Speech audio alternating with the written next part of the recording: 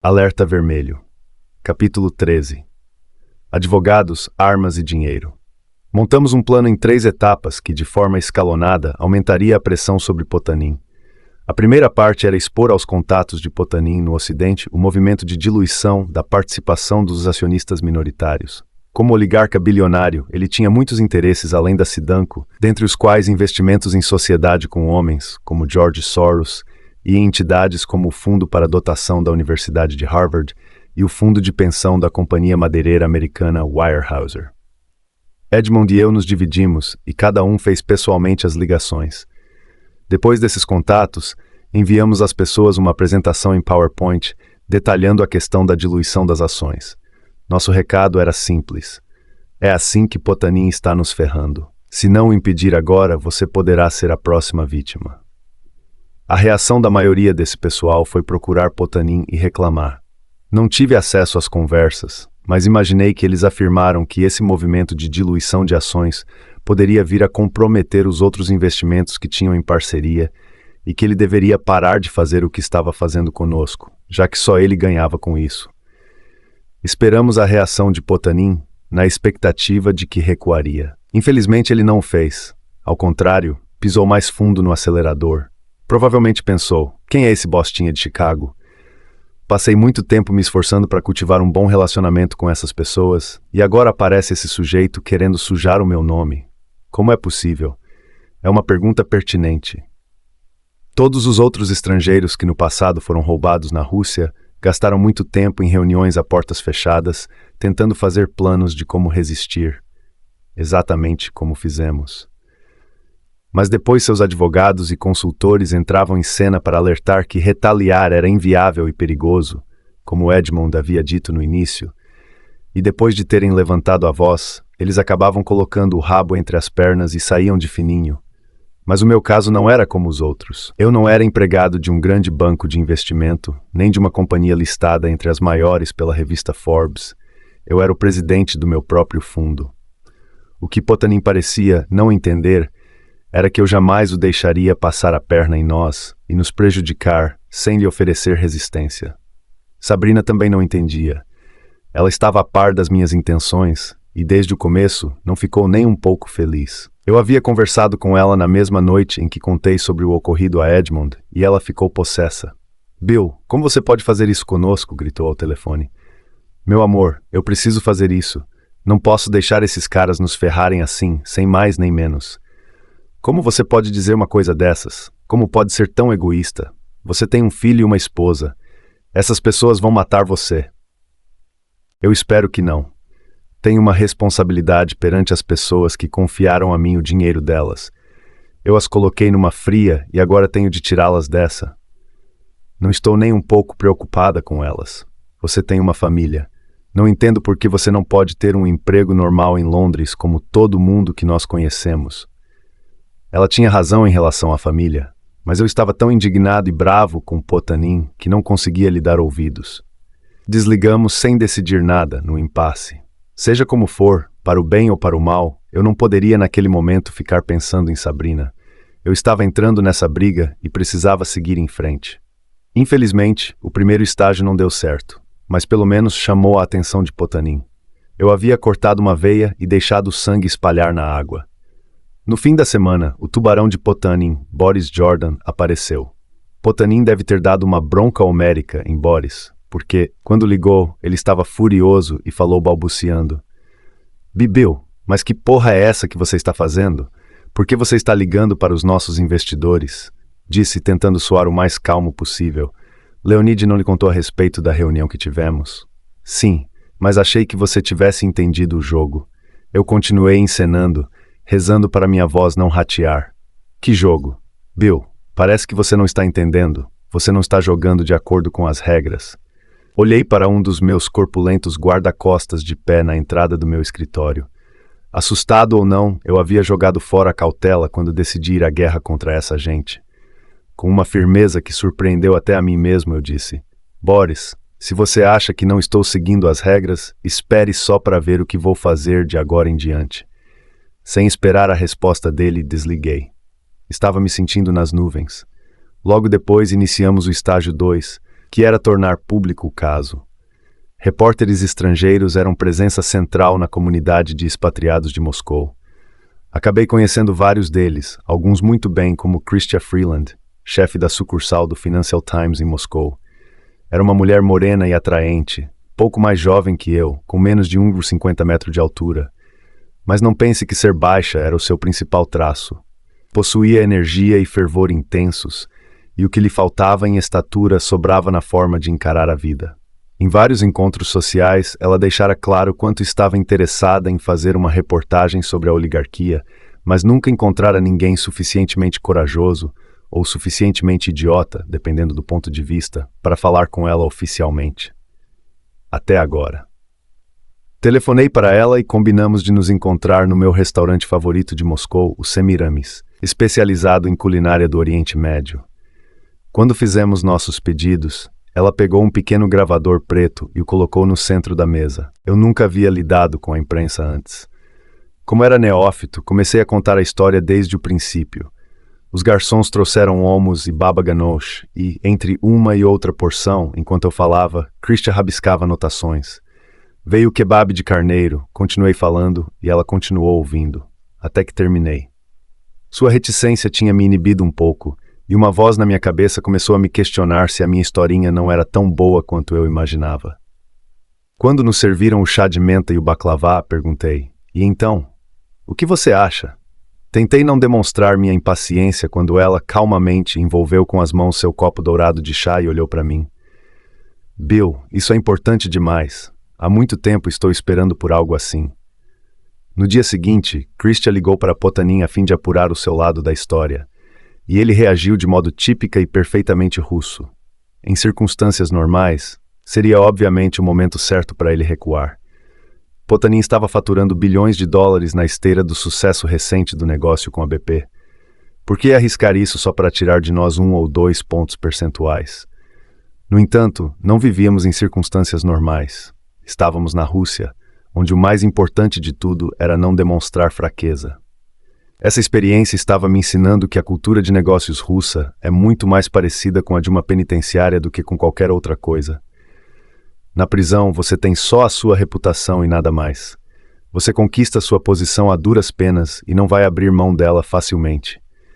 Se no pátio vem um homem caminhando em sua direção, você não pode ficar parado. Tem que matá-lo antes que ele o mate. Se não agir e se sobreviver ao ataque, será considerado fraco e, quando perceber, não será mais respeitado e terá se transformado no capacho de alguém. É esse o raciocínio que comanda o dia a dia de todo oligarca e político russo. A reação lógica de Potanin às perguntas que Chrystia fez deveria ter sido: Sr. Freeland, isso é um grande mal-entendido. O Sr. Browder viu algumas minutas preliminares da emissão de ações que nunca deveriam ter chegado aos reguladores financeiros governamentais. A secretária que as transmitiu foi demitida. É claro que todos os acionistas da Sidanco serão tratados de forma justa, inclusive os investidores do Sr. Browder e o Sr. Safra. No entanto, como estávamos na Rússia, Potanin não podia se permitir ser desrespeitado por um investidor estrangeiro fracote, de modo que sua única opção era subir o tom e acirrar o conflito. Portanto, em linhas gerais, sua resposta foi a seguinte: Bill Browder é um terrível e irresponsável gestor de fundo. Se ele tivesse feito direito seu trabalho, teria sabido que eu faria isso. Seus clientes deveriam processá-lo e arrancar dele tudo o que ele tiver, até o último centavo. Era o equivalente a admitir publicamente que sua intenção era nos ferrar. E estava tudo registrado. Na mesma semana, Chrystia publicou uma longa matéria, que foi repercutida pela Reuters, pela Bloomberg, pelo The Wall Street Journal e pelo diário local de língua inglesa, The Moscow Times. Ao longo das semanas seguintes, a emissão de ações da Sidanco com diluição das participações dos acionistas minoritários se tornou o assunto mais importante para todo mundo que estava interessado nos mercados financeiros russos. Essas mesmas pessoas discutiam sobre quanto tempo eu sobreviveria. A impressão agora era que Potanin teria que recuar e cancelar a emissão de ações ou permitir a nossa participação. Mas em vez de desistir, ele seguiu batendo. Ao lado de Boris Jordan, participou de uma série de coletivas de imprensa e reuniões para esclarecer e justificar seus atos. A principal consequência disso não foi convencer as pessoas de que ele estava certo e eu errado, mas simplesmente manter o assunto vivo e em pauta. O aspecto mais negativo da minha tática era o fato de que estava desrespeitando seriamente um oligarca russo em público, um comportamento que no passado teve resultados letais no país. A imaginação é uma ferramenta terrível quando você se dedica a visualizar exatamente como alguém pode tentar matá-lo. Um carro-bomba, um franco-atirador, veneno. Eu só conseguia me sentir seguro quando saía do avião no aeroporto de Heathrow em minhas visitas a Londres. Não ajudava muito que um caso igual ao meu tivesse acontecido pouco tempo antes. Um americano chamado Paul Tatum, que estava em Moscou desde 1985, acabou se envolvendo em uma rumorosa disputa sobre a propriedade do Radisson Slavianskaya Hotel de Moscou. Em meio à briga, ele publicou um anúncio de página inteira em jornal local, acusando seu sócio de chantagem. Algo bem parecido com o que eu fizera ao acusar Potanin de tentar me roubar. Pouco depois de o anúncio ser publicado, em 3 de novembro de 1996, Tatum foi morto a tiros em uma passagem subterrânea perto do hotel, apesar de estar usando colete à prova de balas. Até hoje, ninguém foi processado por seu assassinato. Não era preciso uma imaginação muito fértil para pensar que eu poderia ser o próximo Paul Tatum. É claro que eu tomava meus cuidados e confiava nos 15 guarda-costas que Edmund havia designado para mim. Durante todo o conflito, sempre que eu circulava por Moscou, havia uma escolta motorizada composta por um carro na frente, 2 de apoio lateral e um na retaguarda. Perto da minha casa, o carro da frente se separava e se adiantava para que 2 dos seguranças pudessem chegar alguns minutos antes do restante para verificar se havia bombas ou franco-atiradores. Quando chegávamos, os outros carros então estacionavam e mais guarda-costas saltavam antes, criavam uma espécie de cordão protetor e me conduziam em segurança para dentro do prédio. Já no apartamento, 2 homens ficavam sentados no meu sofá com submetralhadoras enquanto eu tentava pegar no sono. Alguns dos meus amigos americanos achavam esse esquema bem maneiro, mas posso afirmar com convicção que não há nada maneiro em ter guarda-costas brutamontes armados até os dentes em sua casa o tempo todo, mesmo sabendo que estão lá para protegê-lo. Como a etapa 2 do nosso plano também falhou, colocamos em marcha a etapa 3. Seria um lance desesperado, e se não desse certo, não sei exatamente o que faria ou como meu negócio sobreviveria. Essa derradeira tentativa começou com uma reunião com Dmitry Vassiliev, presidente da Comissão de Valores Mobiliários russa, FSEC. Magrinho e forte, com óculos de armação de metal e dono de um olhar intenso, ele me recebeu em seu escritório, num prédio do governo da era soviética. Contei-lhe a história, ele ouviu em silêncio e ao final perguntei se poderia me ajudar. Sua resposta foi uma pergunta simples.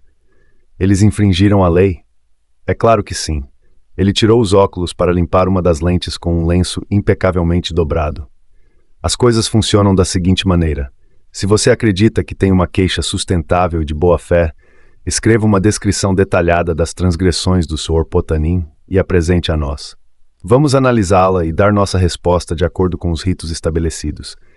Eu não sabia direito se ele estava me encorajando ou me menosprezando, mas resolvi levar ao pé da letra o que disse. Corri para o escritório, liguei para uma equipe de advogados e pedi que redigissem uma queixa formal bem preparada e detalhada.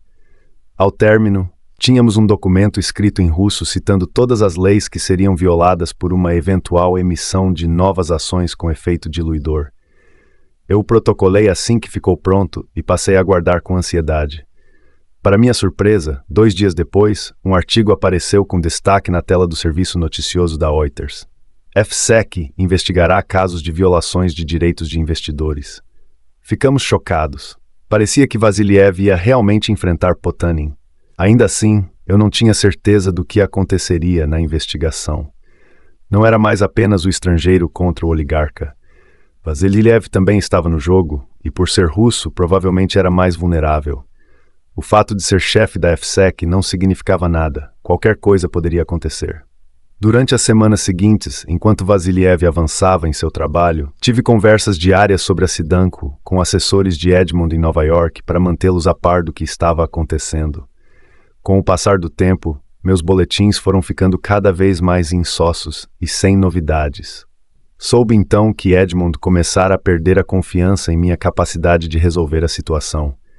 Eu não tinha certeza do que Edmond estava tramando, mas, pela hesitação em sua voz e a frequência cada vez maior de ligações de Sandy e sua equipe de advogados, era possível intuir que havia algo errado. Isso ficou claro quando um dos meus corretores ligou dizendo que tinha visto Sandy no saguão do Kempinski Hotel. Só havia uma razão pela qual ele estaria em Moscou sem meu conhecimento: para negociar com Potanin a minha revelia. Inacreditável. Se essa hipótese fosse verdadeira, projetaria uma imagem de absoluta fraqueza do nosso lado. Potanin e Boris Jordan provavelmente estavam gargalhando de nossa desordem interna. Liguei para o diretor jurídico de Safra em Nova York e perguntei: "Vocês mandaram Sandy até Moscou para negociar com Potanin?" Houve um silêncio profundo do outro lado da linha. Eu não deveria saber, e ele estava constrangido. Depois de se recompor, ele disse: "Bill, me desculpe, mas isso é demais para você dar conta. A situação é séria demais e envolve muito dinheiro. Acho que é melhor você deixar a gente cuidar de tudo a partir de agora." Ele provavelmente estaria certo se o palco do imbróglio fosse Nova York, onde os tribunais funcionam de verdade, e um advogado de Wall Street de 62 anos teria muito mais chances de sucesso do que um gestor de fundo de hedge de 33. Mas estávamos na Rússia e as regras eram bem diferentes. Com todo o respeito, mas você não tem a mínima ideia do que está fazendo. Se você demonstrar qualquer sinal de fraqueza diante desses caras, por menor que seja, nossos investidores vão perder tudo e o culpado será você, respondi. Fui enfático e pedi que pelo menos me desse algum tempo para ir até o fim com a minha tática. Ele, em princípio, rechaçou a ideia, mas disse que falaria com Edmond. Mais à noite ele me ligou e avisou, resmungando: "Edmond vai lhe dar mais 10 dias. Depois disso, se nada acontecer, nós vamos assumir o controle." Liguei para o gabinete de Vasiliev no dia seguinte para tentar descobrir em que pé estava a investigação, mas sua secretária informou que ele não poderia atender. Liguei então para nossos escritórios e perguntei quanto tempo eles estimavam que a FSEC levaria para tomar uma decisão, mas eles não tinham a menor ideia. O tempo foi passando e eu diariamente falava com o chefe do jurídico de Safra. O cenário não parecia nada promissor. No 6º dia ele disse: "Veja bem, Bill, nós lhe prometemos 10 dias, mas parece que nada está acontecendo. Sandy vai voltar para Moscou na segunda-feira para conversar com Potanin. Agradecemos por todo o seu esforço, mas não está dando resultado." Voltei para casa naquela noite me sentindo no fundo do poço. Eu não só estava sendo ferrado pelos russos, como também meu sócio tinha perdido a confiança em mim. Com sorte, recuperaríamos 10% ou 20% do que estava sendo tomado por Potanin, o que provavelmente acarretaria o fim da minha sociedade com Safra. Para todos os efeitos, o Hermitage Capital estava com o pé na cova. Na manhã seguinte, fui me arrastando para o escritório com a intenção de reduzir os danos ao máximo, não importava como. Mas isso não foi necessário. Sem qualquer aviso, chegou um fax contendo uma cópia da primeira página do Financial Times. A manchete dizia: "Órgão regulador anula a emissão de títulos da Sidanco." Vasiliev tinha vetado a emissão de ações com diluição. Feito. Eu tinha vencido. O Zé Ninguém do sul de Chicago tinha derrotado o oligarca russo em seu próprio campo. Edmond Safra ligou para me cumprimentar. Até o seu diretor jurídico, resmungão, admitiu que eu estava certo. Com a emissão oficialmente vetada, Potanin recuou. Sua reação foi tão tipicamente russa quanto tinha sido seu desejo de me ferrar lá no início. Como não havia dinheiro em jogo, não havia razão para seguir brigando. Eu ficara frente a frente com o oligarca no pátio da prisão e passar a ser respeitado. Mais que isso, aprender a enfrentar os russos, que não eram tão invencíveis quanto queriam parecer.